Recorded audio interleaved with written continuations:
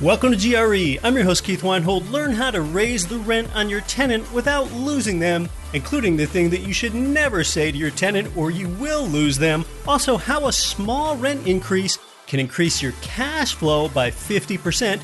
Then an update on one state that has the hottest in-migration trends and what makes it one of the best places in America for income property. Today on Get Rich Education.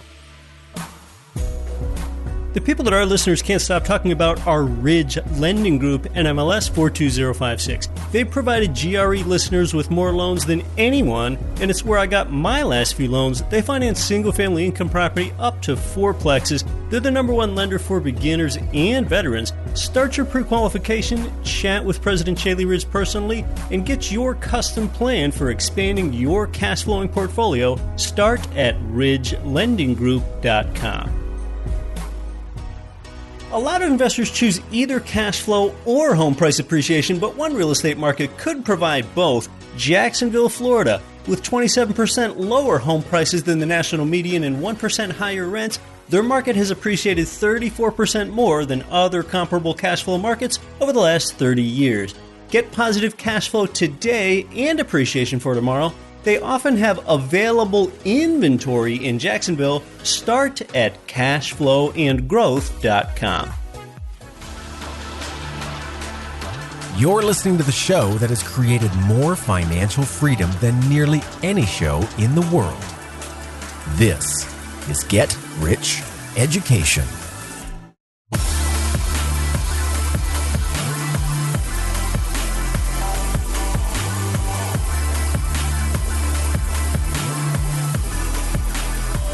Welcome to GRE, from St. Augustine, Florida to St. Mary's, Pennsylvania, and across 188 nations worldwide. You're listening to one of America's most listened to shows on real estate investing. That's our major, with minors in real estate economics and wealth mindset. My name is Keith Weinhold. This is Get Rich Education, coming at you relentlessly every single week since 2014.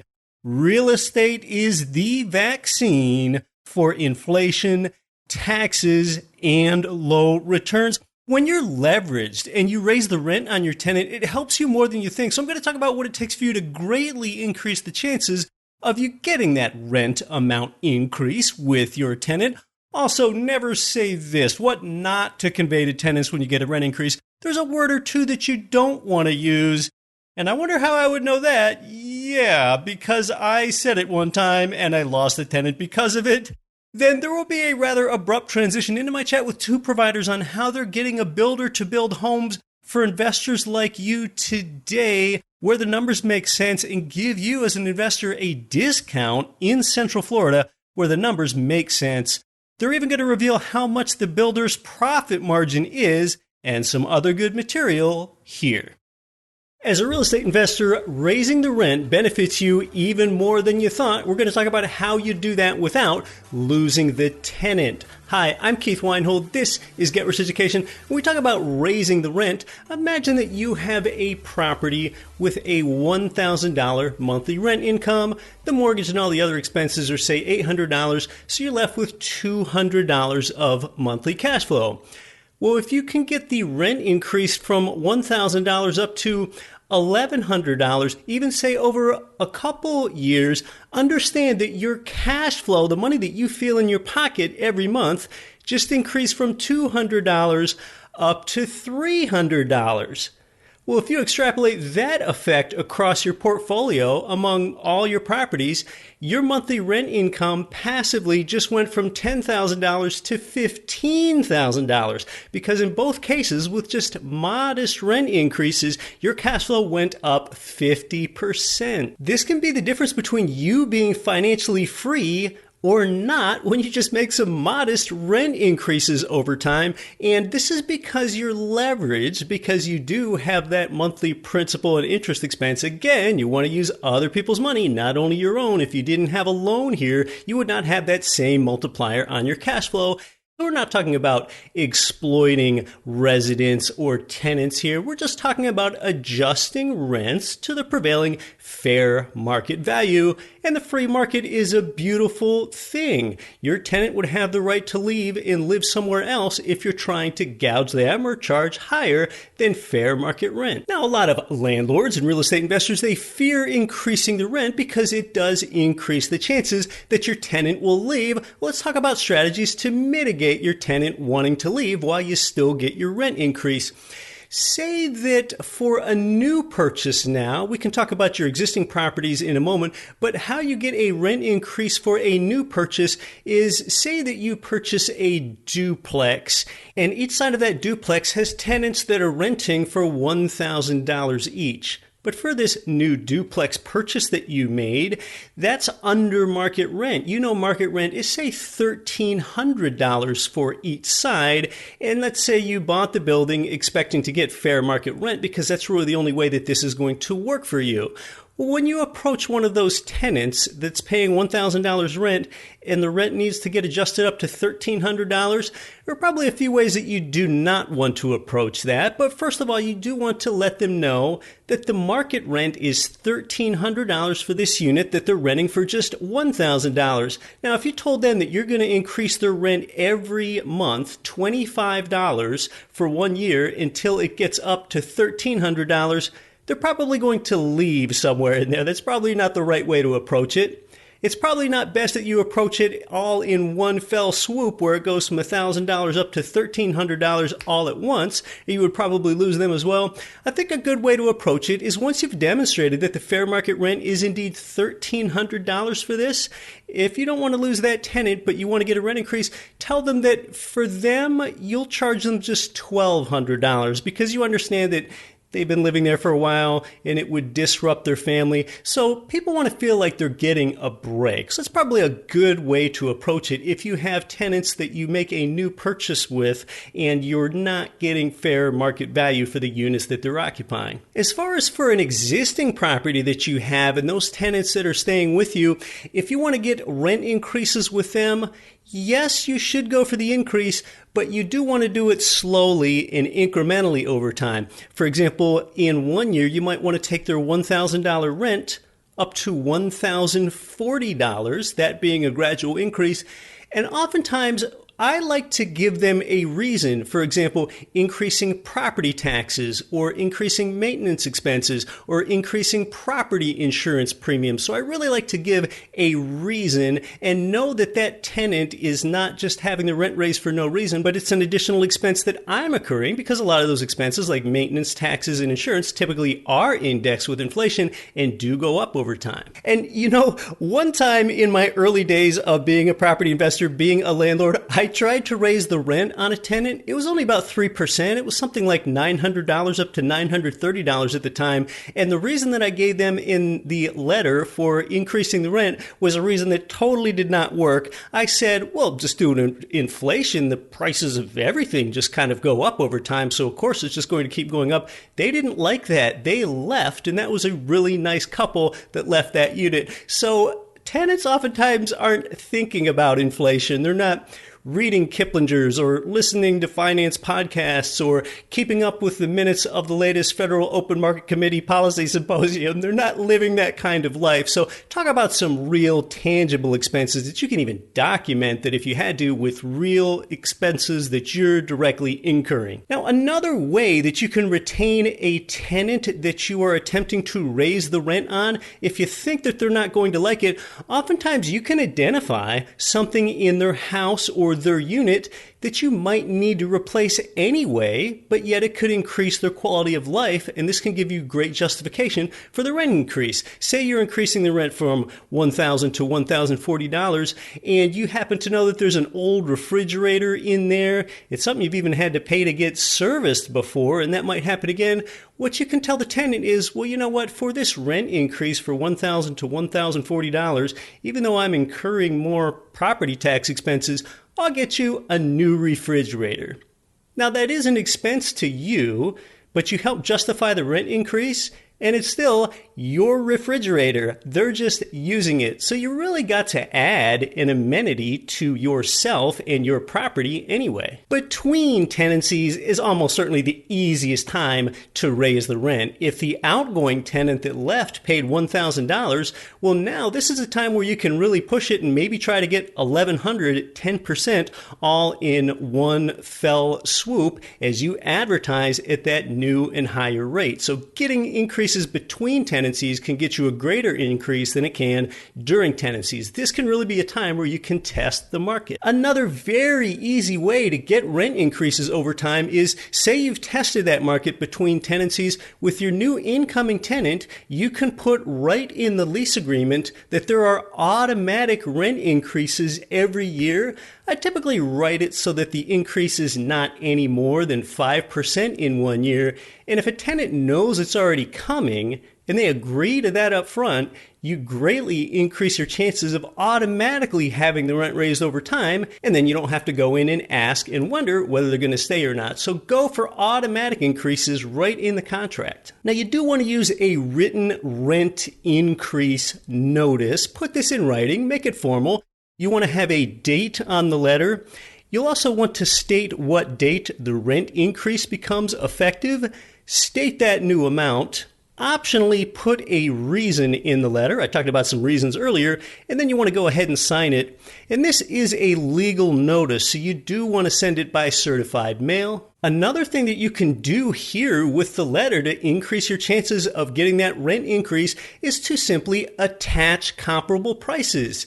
Therefore, that tenant doesn't even have to take their time to go hunt around, and you don't have to wonder if they're going to hunt around and research like properties in the area. You've already done that research for them, attached the research, and basically showed them, hey, if you go looking around and try to move somewhere else, you're going to end up moving and then just paying about the same somewhere else. So do that research for them and attach that to that letter. You know, another thing you can do to help get rent increases, and this just helps with timely rent payments over time as well, and it really helps you humanize you as the landlord with your tenants, is just simply find a subtle way to let your tenants know, hey, I have a mortgage on this property that I need to pay every month. You know, I found that really worked in my early days of being a landlord, especially even back when I had that first ever owner-occupied fourplex building when I lived in one unit and rented out the other 3 units to tenants on site. They didn't realize that I have a mortgage. Tenants just sometimes have this perception that if they pay you the rent of $1,000, you can just turn around and spend that $1,000 on a vacation or whatever you want. They don't understand that you have a lot of expenses, especially that mortgage. I still remember finding a subtle way to say, yeah, I've taken on almost $300,000 worth of debt with this first fourplex building that I've bought here, and it helped the tenant really understand me and see things from my perspective. I've got real world expenses. A lot of tenants just don't know about that. And there are some limitations here. You don't want to try to break an existing lease. That's not legal. So you want to try to raise the rent with tenants if tenants are on a month-by-month basis. Or if they're, say, at the 6th month of a 12-month lease, well, you would need to wait another 6 months and honor that existing lease agreement before you could raise the rent.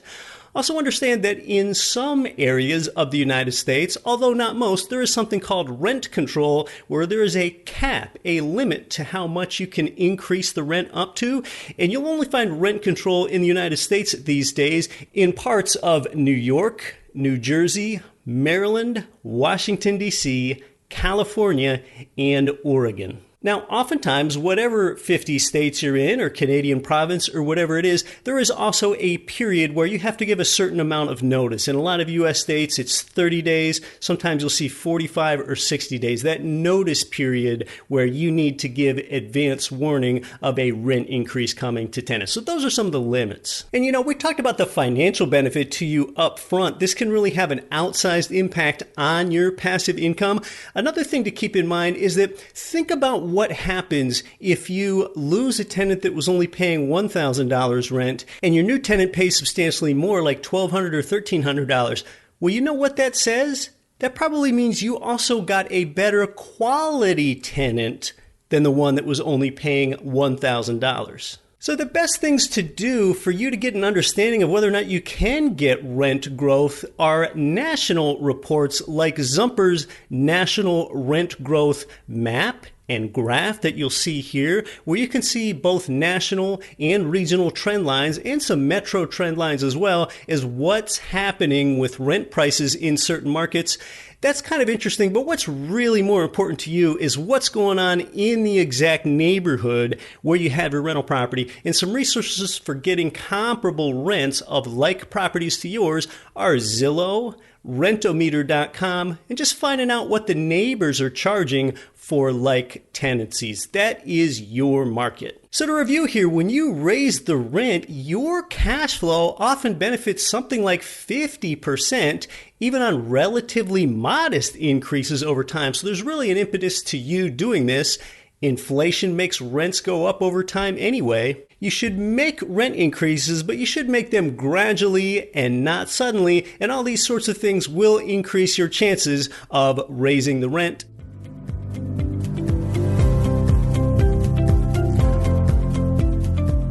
I'd like to welcome two guests onto the show today. They work together and they both provide brand new construction Florida homes across a wide swath of Central Florida. First, she's been a realtor since 1979. Yeah, more than 40 years. She consistently ranks as one of Central Florida's top 15 realtors. She's worked with more than 1,000 investors, most of whom have never even seen their investments or visited Florida. Welcome, Jean Gillen. Hi, how are you? I think all those numbers have gone up drastically now. I think That's right. Worked with 10,000 investors, so it's a lot of investors. The multiplier there. And then he's a real estate developer with 19 years in the business and more than 400 turnkey properties successfully delivered. And together they delivered nearly $700 million worth of real estate. Now, welcome back to GRE, Wagner and Alasko. Thank you, Keith. It's always a pleasure to be here with you and your listeners. Now, most know that Florida is one of the fastest growing states. In fact, years ago, Florida surpassed New York to become the third most populated state, behind only California and Texas. Yet with 21 and almost 22 million people now, Florida has more population density than either California or Texas. In fact, nearly 1,000 people move to Florida every day, I think really for three big reasons: weather, tax climate, and low cost of living. And that's pretty well documented and understood by people. And then inside the pandemic, a lot of people, especially Northeasterners that expected to move to Florida later in retirement, found that they can work more effectively than they thought remotely with Zoom and other tools. So their timetable often moved up and they zoomed right to Florida, but they've all got to live somewhere. And with building supply shortages, Gene and Widener, tell us about how you're trying to keep prices down and how you're helping builders. I think we've all read some of these things like, well, the high lumber cost can often add $36,000 to the cost of a new home alone. So oftentimes for that owner occupant with primary residence prices, well, oftentimes they'll pay whatever the market will bear. But an investor, they need a good rent in proportion to that purchase price. So tell us more about how you're trying to keep prices down and helping builders. Thank you, Keith. So that's our mission. Our mission is to make sure we're protecting investors and the builders are doing well and healthy enough to keep producing, right? Because it comes to a point that the replacement cost is so high for land, for lumber, for windows, for concrete block, that he won't be able to replicate the product. So our goal is to minimize the increases on prices to the investors and make sure the builder is happy enough with a set price on his margins, so he wouldn't go to retail and place that house on the market. Because he can get, and I'll give you an example in a few minutes, $209,000 for a 1,400 square feet house in Ocala that is a 3-2-2-car garage that we have been selling for investors for about $194,900. So why would that builder give up that additional equity or price? Right. Well, because our buyers close. They actually are well qualified. They have multiple properties with us. They understand that a very good income on their monthly basis is very important, as well as their credit. So our clients close out the deals. And if they have any issues, we usually have somebody already lined up that can close right behind them if they decide, or if they can't get approved by any reason. So builders tend to like working with us because we can close houses on the same day as the CO is issued, the certificate of occupancy. Like that, builders minimize the capital exposure. So we try to make as close to the price that they make a very good profit, but yet the investor still has a big gap as far as appreciation and fair market value that they're saving if they invest with us. Tell us more about those building supply shortages. Oftentimes in the media, we learn about things like it can even be difficult to produce concrete because of this worldwide shortage of sand. And besides just lumber, there are pretty well documented shortages of things like copper as well, and even drywall. So talk to us some more about controlling that workflow so the properties do get built. All of our properties are, first of all, cement block. Of course, we have a problem with the sand. You're going to have fossil fuel, everything else to do it. Long story short, it's still better to build with cement block than in wood in Florida. That keeps also down our insurance. Our insurance for one of these new houses, say in Ocala, is $26 a month. You say, how could a $200,000 house have insurance for $26 a month? That's because it's built with 2021 codes. So it's an amazing opportunity because we have great cash flow. They all rent for about $15, $25 and going up. They're beautiful houses. They're tenant resilient. It's something that Wagner and I came up with. So everything's a hard surface. And as Wagner said before, the reason why builders really like to work with us is we have no options. It's going to be a granite throughout or stone throughout. It's going to be hard surfaces everywhere. Full-size stainless steel appliances on a quarter of an acre in an infill lot. So that's what we're doing. And you asked before, how do we hold this prices down? Well, Wagner's going to tell you about what we're doing for the investor that holds it down and also keeps the price down and helps the builder. We have sand mines right in Ocala. One of my friends owns one from Magnum Construction. So it's from lime rock. That's sand for maybe in the islands, but here, because they're very abrasive and they have a lot of salt, so that doesn't mix well with the concrete. So, if you have rebars and things like that and you use the sand to mix that has a lot of salt, that deteriorates the rebar much faster. So we try to utilize sands that come from natural resources, lime rocks, or inland sand mines. So Wagner, tell us more about how builders are making those deliveries. Keith, right now is a very, very unprecedented times. What builders are doing is this. Before we could get trusses in about 3 to 4 weeks. Right now, it's taking us 10 to 12 weeks to get trusses, pretty much the whole length of the building time to obtain those trusses. So ordering those trusses have to be very early on. What does that mean? More capital exposure to the builder. He has to prepay those trusses 12 weeks prior of starting construction. Same thing with windows. Right now, it's 9 weeks to get windows on a house. So planning, coordination, and cash flow are key for the builders to maintain receiving those supplies. Those are unprecedented times. Times are very tough. Builders have to secure with large purchases and prepayment of products so they can guarantee the minimum variance on those prices when they need those materials to be readily available. So right now, every builder is suffering from cash flow. They are actually investing earlier than what they used to by buying the materials. They are actually increasing the cost of materials. Availability and cost are two of the biggest problems that builders are having right now. And interestingly, a builder is not going to put themselves out there like that unless they know that the demand is there. Yeah, Gene, so talk to us some more about that demand component that gives builders confidence to go out and create new supply. Well, there's a huge demand, and I can tell you just by the people that are contacting me, I have over 1,000 people on waiting lists for different areas. And I think most of them would just about buy anywhere now just to be able to get in this market. Right. Lots of reasons why, whether they want it because of cash flow, which they're great cash flow. Some of these cash flow $500, $600, $700 a month. Others want to get in it because they want to get these low mortgages to ride out this inflation that's coming or is here. And they just need to get themselves repositioned.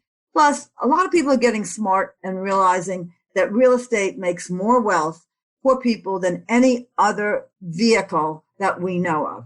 Any other vehicle. It's just the way it is. It's historically is real estate. Second is gold. Well, that's history. history is really important because we can learn by others' mistakes. So right now, what's great about real estate is leverage. And normally all time we've had through all these, I don't know, they say 5,000 years, the average interest rate was 6%. Well, our interest rate now for investors is 3.9%, 4%. So it's really a good time to invest. If you can borrow for 4% and take it, make 10% on your money, why wouldn't you do that? So we all know that. So going forward, this demand is huge. It's just amazingly huge. And we have builders that are working with us only because they know that we're going to make sure that they're not making a lot of profit. If these builders make $15,000, $20,000 a house, that's a lot. But they don't have the headaches of owner occupants. Owner occupants buy, they make a mistake and they invest, they buy a car, they buy something, they don't pay a bill, they're never going to close. So now that builder's stuck with a house, even if there's 3 other owner occupants behind them for another 45 days, 2 months, and they have to pay interest on that money. And when they pay interest on the money, what's happening? That little $15,000, $20,000 that they're making dwindles. So they're very happy to work with investors. That's right. Investors know what they want because they've done it before, because more often than not, it's not their first purchase. It's not even their first recent purchase. That's absolutely correct. And what we're doing with our builders now is we're putting them in a position that they don't have to go out for money. What we're doing is if you want to buy a house from them, you buy it for cash, as Wagner said. They build it in 3 to 5 to 6 months. And then at the end, you can refi out the money, which is amazing. It's an amazing opportunity. And it saves the builder about $8,500. If you're only making 20 grand on a house, to save $8,500 is a lot of money. And it keeps the prices down for our customers. If they come in all cash, that's better for the builder, and then potentially the investor can refinance out later. Correct. So, Keith, actually, what we have created recently is a system that everybody that has done turnkey properties or flips, whatever you want to call it, have probably heard about the BRRRR system, which is usually buy, rehab, rent, refinance, and repeat. And we just trademarked something that's called the BRRRR system with 3 R's, which is a little bit different because I believe a lot in new construction, and that's all we own, is build instead of actually the buy. So you just jump one step, you're building and not buying. You skip the rehab. There's no rehab time, no surprises on the rehab cost, right? Because there's always big surprises. And then you're going to go ahead directly into the rent. After the rent, you're going to be refinancing and repeat. So just to make it streamlined for everybody that is listening up is BRRRR with 3 R's, which is build, rent, refinance, and repeat, instead of buy, rehab, rent, refinance, and repeat. We're skipping several steps into the same system, but you're getting a new property. You're not getting an old property. How does that work? We actually create a system. It's actually managed by attorneys and title companies. So if everybody has purchased a property before, you understand how serious an escrow account can be, and that can really give you some pretty serious jail time. The money is set 100% into an escrow account. The beneficiary is definitely going to be the builder because he's going to be receiving the capital as the construction progresses. How does that work? Day one, the investors will put 100% of the capital to build the house for the builder.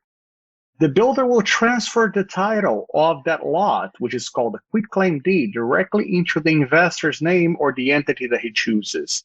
And then on a monthly basis, attached to the contract, they're going to have an exhibit that explains in 7 steps how the house is going to be built and which phase triggers the payment. How is that payment measured? Wagner, Jane, we don't want to be responsible by releasing payments to the builder, right? So we have found a licensed independent state of Florida inspector that is going to be issuing reports on a monthly basis to the title company saying, yes, Mr. Builder, you actually now have all the underground wiring, all the plumbing, the slab has been poured, so we can release the first draw.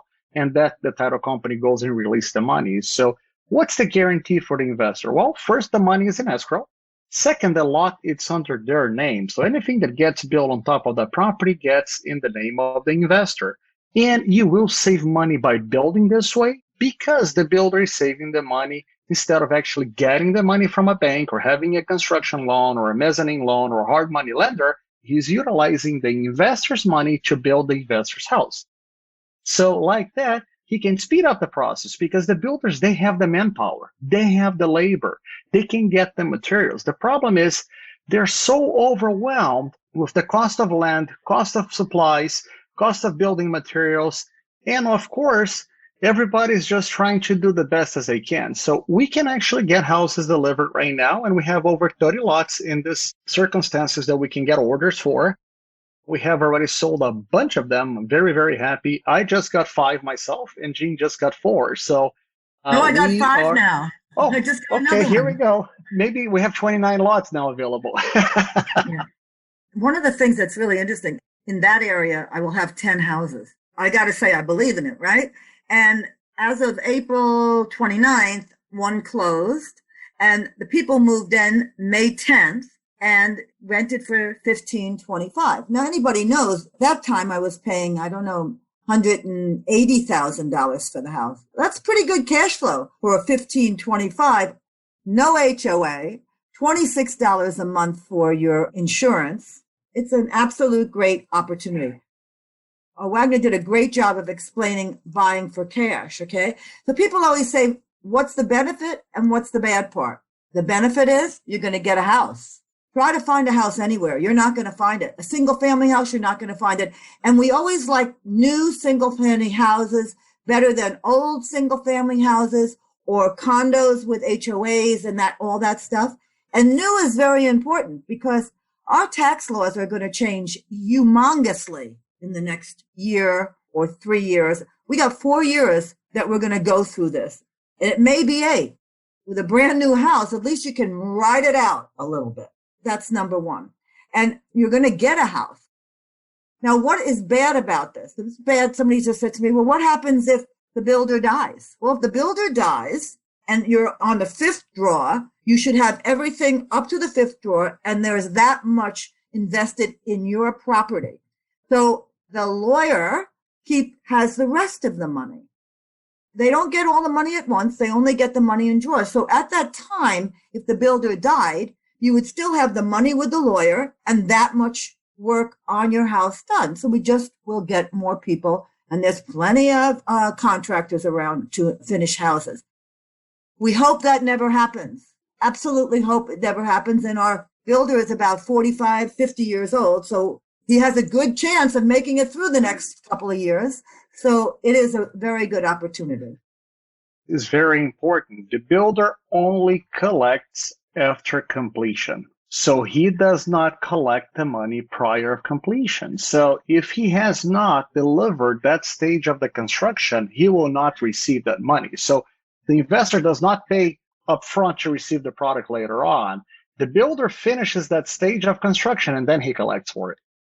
Yeah, so with this modified BRRRR system like you've described, Wagner, where the prospective buyer has the option of paying all cash and then refinancing later, it is in the contract that contractor only gets interim disbursements when they hit each interim construction milestone, and that's what incentivizes that builder to keep building for that investor. You're listening to Get Rich Education. We're talking with Jean Gillen and Wagner Nolasco of Realty Doctors and just what one needs to do to be competitive and keep prices down in this low supply market. More when we come back. I'm your host, Keith Weinhold. You know, starting in real estate seems hard for some. Even experienced investors can find it difficult to achieve the success that they had hoped for. What if there was one small change everyone could make that would solve these challenges? Allie Boone offers a book that really no one else has. It's an easy to understand glimpse into the real estate investing industry and your mindset. It's life lessons on hacking your mind before you hack your wallet. Her book to grab on Amazon is called Not Your How-To Guide to Real Estate Investing. Hey, is your IRA in a real estate syndication? Yikes, a 37% UBIT tax could hit you, but you still have a chance to set up your EQRP and avoid this. Did you make too much money in 2020 and need more deductions? Now federal law lets you set up an EQRP in 2021 and get deductions for last year, retroactively. Even put old IRA and 401k money in Bitcoin, gold, or your own business. Get control of all of your retirement money, tax and penalty free. Text EQRP in all capital letters to 72,000. This is Rich Dad Advisor Ken McElroy. Listen to Get Rich Education with Keith Weinhold and don't quit your daydream.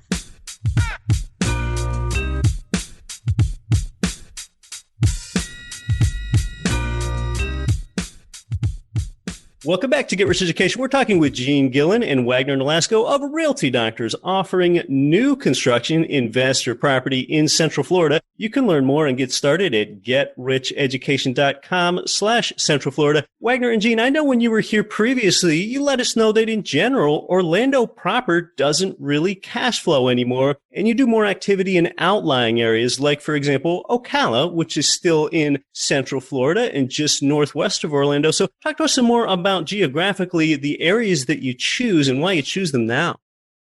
That's really important, Keith. And I think that's jobs, and jobs, right? So jobs growth is so important. Location is so important. The major highways heading and coming out of those locations are very, very important. So let's start with Ocala, as you very well said. Ocala, it's about 50 to 55 minutes from Orlando itself. And it's one of the largest logistics centers in the whole state of Florida, not only Central Florida. You have major distribution channels heading that way, such as Amazon, Chewy, the pet food supply company is there, Napa Auto Parts is there, FedEx just opened up a brand new hub in Ocala for distribution. And that reason for the huge distribution system is because they can actually go to Georgia and to South Florida in the same day using a very simple and less expensive equipment. So the trip becomes cheaper, the cost of freight becomes cheaper for those companies. So the location of those distributions are key. Second is the amount of qualified labor to supply that demand. So we cater in different areas in the greater Ocala that actually will show you as far as numbers. I love numbers, so I'm going to give you some of them. And why are they heading there? So Ocala Regional Center, Medical Regional Center, it's currently employing a lot of nurses as well. It's the only level 1 trauma center in the whole area. My wife actually did her residency there. She's a physician, and that's why I know a lot about Ocala Regional. They're investing over $200 million on an expansion right now. Amazing, right? So medical distribution, not to say the World Equestrian Center is there now, which is the largest equestrian center in the whole world. Ocala produces some of the best and most expensive horses in the world. It's an expensive hobby, just like flying or motorcycling or whatever you may like. So that attracts a lot of huge capital to the area as well. But let's get to the meats and potatoes, which are the numbers. So, Keith, it's very important to give you a central idea. Our inventory, as per the Orlando Regionals Association, is actually from 20 to 2021. We have a 61% decrease in available inventory in the market. Gosh. Unbelievable, right? In Ocala in particular, when Gene and we probably came the first time on your show, we were selling houses in Ocala, 3-bedroom, 2-bathroom, about 1,400 square feet, 2-car garage for $139,900. If you recall that, we were selling them for $139,900. Okay, and that's maybe a year and a half ago. About a year ago, probably a year. Today, we're selling the same house for investors for $195,000. Wow. So you're going to be like, what's going on, Wagner? Why that much? Well, as clearly Keith said on the beginning of the show, that only the lumber package can impact the cost of a house in about $36,000. It's huge. But the appreciation for investors in the same time that has purchased from us, it's about 40.28%. So almost 41% appreciation in about a year. If you're going to sell this house for a retail, for any user that's going to be living in this house, this is what you're looking at. So if you purchased that house about a year ago for $139,900, today you'll be selling it for $209,000. So you would actually have had an appreciation of 50.35% in about a year. Why do we have those different prices, Keith? As Gene very well said on the beginning, we build less expensive for the investors because they need to actually start with a little bit of an equity built into the property. And we wanted to make sure every house we sell positive cash flows. The next question is, what's going on with the rents? Are the rents the same from a year ago? What's going on now? So, right. Critically important to an investor here that rents somewhat keep up proportionally with those higher purchase prices. Very well said. So purchase prices are actually growing and going up a little bit faster than the rents, but this is a little bit of a comp for you in Ocala. We started about a year ago renting those same houses for about $1,350 a month. Today, and Jean can actually share some of her personal contracts with you guys. We have contracts for $1,525 a month, so $1,525.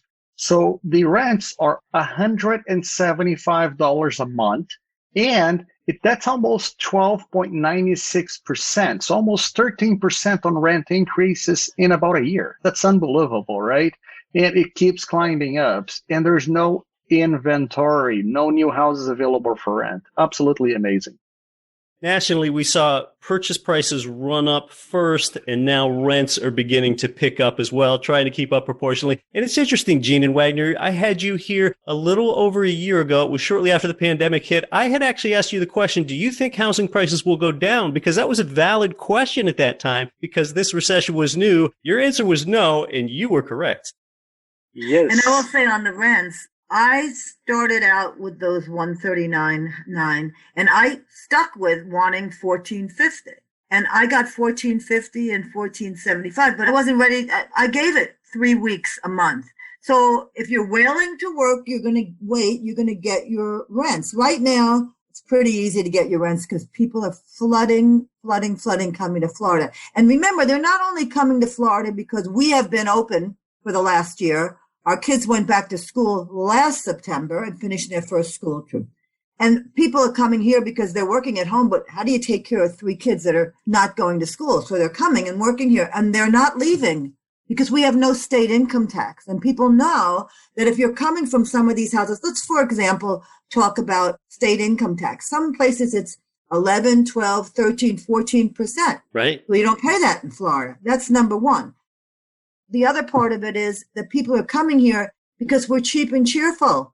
I've said that my whole career. We're cheap and cheerful. Somebody said, well, can't you say we're inexpensive? No, we are cheap and cheerful. It's happy days. We have an average. It's the blustery day here. It's 75 degrees. It's been that way for the last month. It's absolutely beautiful. I don't have to have a warm coat. I don't have to put the heat on. It's a beautiful place to live. It really is. You're going to see that that's why people are going to stay. It's a beautiful place to live, and the cost of living's lower. It's very easy to get a lot of net in-migration, much like you've had there. You're doing turnkey property for out-of-state real estate investors. Wagner, you described the modified BRRR that you're using, where someone can come in, pay all cash, and then potentially refinance later just in order to get a home built and to control a property. What else are you doing there with the structure in how someone comes and looks to participate? So with this much demand, Keith, you very well said that we didn't predict anything about a year ago. We really believe in entry-level properties. So that's our meats and potatoes. This is what we do. We work for the base of the pyramid. If you can see yourself in a pyramid, we wanted to cater for the entry-level homes that people will actually have the pride of renting that house, cooking their first meal, taking their first bath. So that actually engages the tenant to become much more careful and take care of your property much better than actually an old home. That's our philosophy. We wanted to deliver the best product, tenant resilient, to the investor. Gene and I, with that much demand, we identified a gap in this market. There's still a lot of opportunities to grow. So we have over 2,700 units from different developers and builders coming into the marketplace. This is 2,700 doors coming live in the next 36 months. Well, we have a lot of friends and people that are mentors and people that we appreciate and have a lot of respect that says, Wagner and Gene, what about syndication? So if you are a medium to large size investor, or you're looking for properties for syndication opportunities, we will be actually carrying those properties as well. What does that mean? That means single family homes, that means quads, that means duplexes, that means townhomes, and maybe even apartment buildings. So stay tuned. We have a lot more to come with Get Rich Education, with Keith, and you will probably see a lot of our inventory getting into the right hands of the investors so we can continue to grow the rental basis, they were successful in Central Florida. And Gene, do you have any last thoughts with your available product types, single-family homes, duplexes, townhomes? Tell us about that. I find that people are worried. I mean, one of the things is that, well, when is it going to be done? It doesn't matter when the product is going to be ready. Because as we just said, in the last year, the appreciation was how much, Wagner? 50-some%? It's almost better if you buy something and wait 6 months. I know it sounds crazy, but you're appreciating as you go along. That's number one. And don't be afraid of that waiting. Waiting is okay. We believe that the interest rates are not going to go up very quickly. So we're still at a great interest rate. And I think that if you're a new investor, you should get your feet wet and do it, because you're going to be saying, I missed the fish. You know, that's the old fish story. What did I miss? Don't miss it this time, because if you miss it this time, we don't know when we're going to be in a position. We know it's not going to be anytime soon, at least. And you have to deal with taxes. We didn't even talk about bonus depreciation. We didn't talk about all the tax write-offs you get when you invest in a single family home, a duplex, or a quad. We didn't even touch those. That's right, Gene and Wagner. Well, thanks so much for the market update. What you're doing with all the supply constraints, being able to continue to source that inventory is really important. Thanks so much for coming back onto the show. Thank you, Keith, for having us. Always a pleasure. The message that I want to leave, Keith, for your listeners and for you is something I read on one of your posts. The best time to plant a tree was 100 years ago. But if you haven't done it 100 years ago, do it today. Real estate is something you should absolutely have a pulse on it. Get it done. Don't be afraid. Entry-level properties is the way to go. At least that's my personal opinion. And you will thank us in 5, 6, 10 years from now once you actually have the financial freedom to create your own legacy.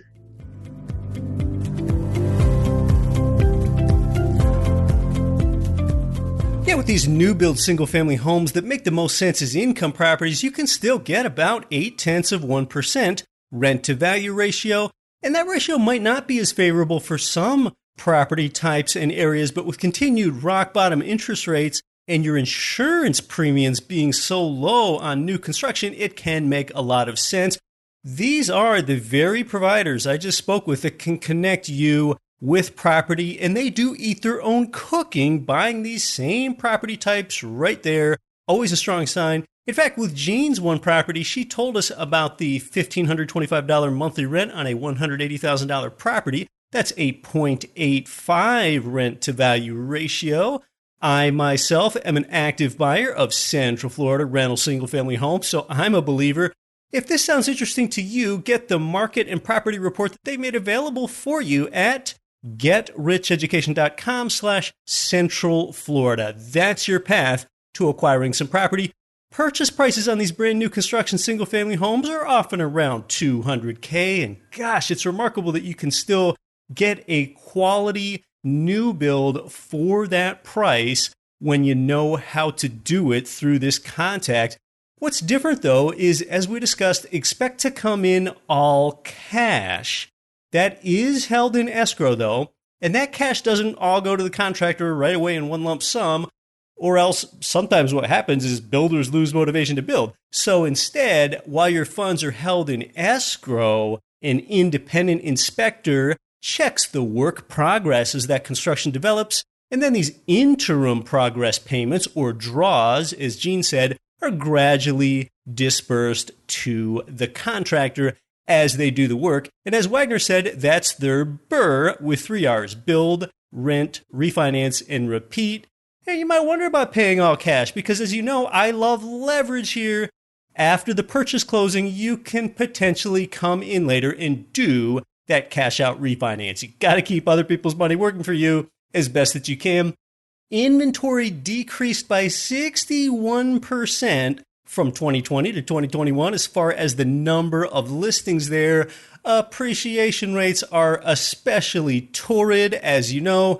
Increasingly, some prognosticators now say that real estate and housing have entered an era where it will be permanently more expensive and that prices won't fall this decade.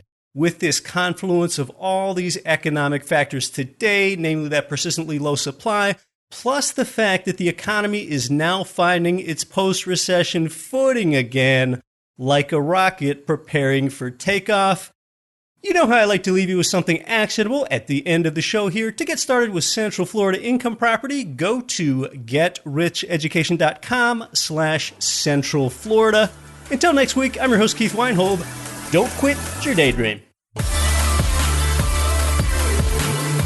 Nothing on this show should be considered specific, personal, or professional advice. Please consult an appropriate tax, legal, real estate, financial, or business professional for individualized advice. Opinions of guests are their own. Information is not guaranteed. All investment strategies have the potential for profit or loss. The host is operating on behalf of Get Rich Education, LLC exclusively.